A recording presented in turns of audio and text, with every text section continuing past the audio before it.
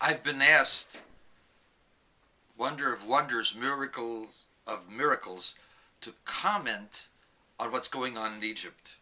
And I personally cannot give you a clear opinion as to what's going on, very simply because everyone will be looking for a prediction. And predictions belong to prognosticators and to prophets. Since I'm not a prognosticator and I'm not a prophet, I can't talk about what exactly is happening now and what it's going to lead to. Right now it does not look good, but I want to go ahead and explain that no matter what, this is something which is connected with, guess what? The Torah. And guess what? It's connected to the Rebbe. And it's connected to the Rebbe because the Rebbe is the teacher of the Torah.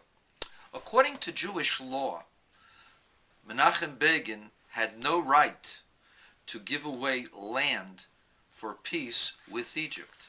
And you might say, that's crazy. You negotiate with your enemies.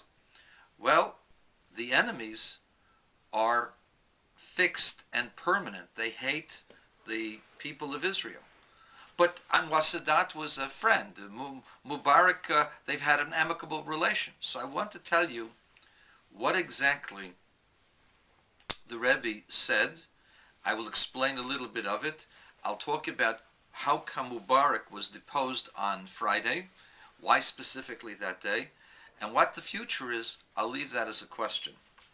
In 1981, in the beginning of 81, the Rebbe met a professor, Joseph Tzuriel.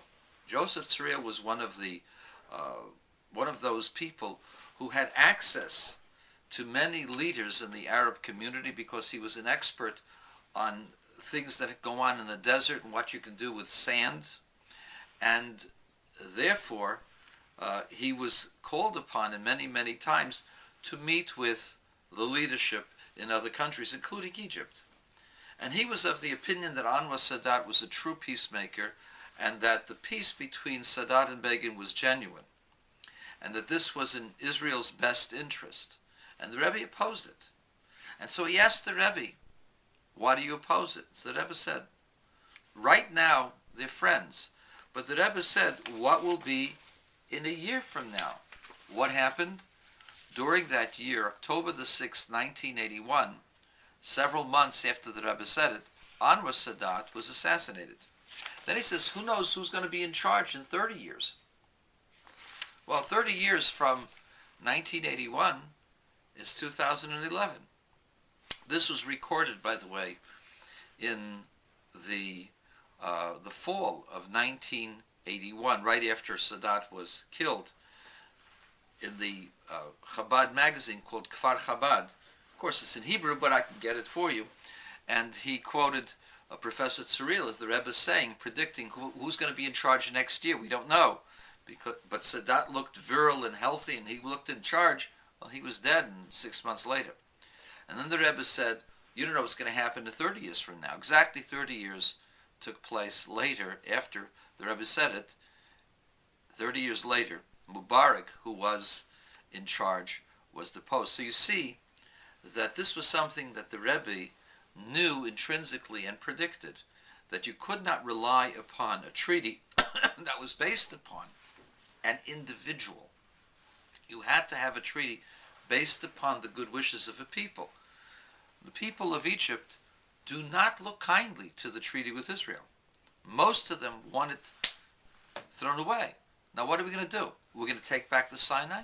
Are we going to take back the oil wells that we had that would have given oil to Israel and made it energy independent for the rest of its existence in the next couple of 100 years? No, you can't do that.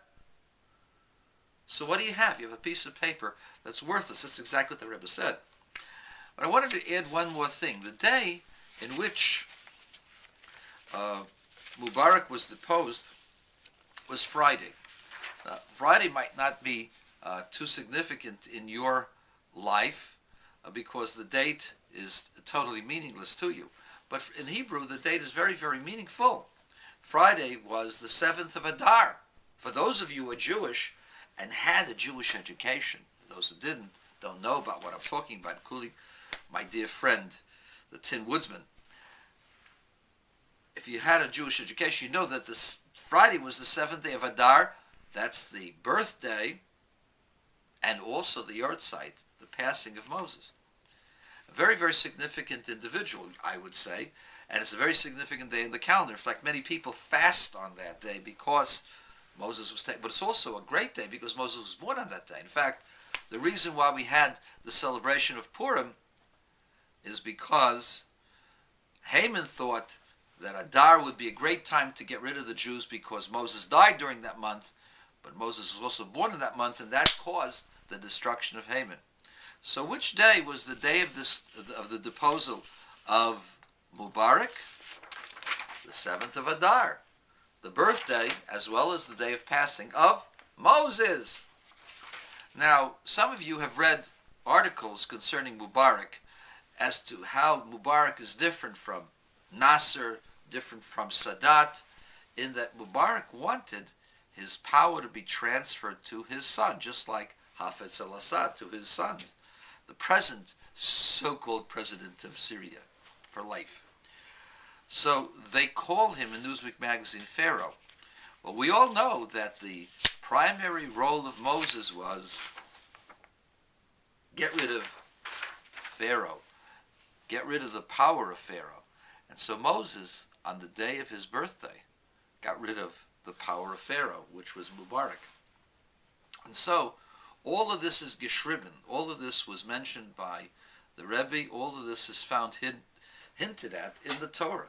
So, Rabbi, what's going to happen? I don't know what's going to happen. But I will tell you this. In today's Torah reading, Moses says, V'niflinu ani v'amcha mikol ha'am asher al pnei ha'adama, and I and your nation will be separated and different and distinct from all of the peoples on this world, on this earth. And so, my prediction is as follows. Whatever happens may not be good for the rest of the world, but it will have no effect on Israel. V'niflinu. The Jewish people have been separated. Tin Woodsman, I've made the prediction. You can go ahead and see whether it comes true. This is not my prophecy. These are the words of Moses. Jewish people are not affected by what goes on in Egypt. They will not be hurt. There may be bellicose statements. They may be stamping their feet, but they're not going to do anything that will hurt Israel.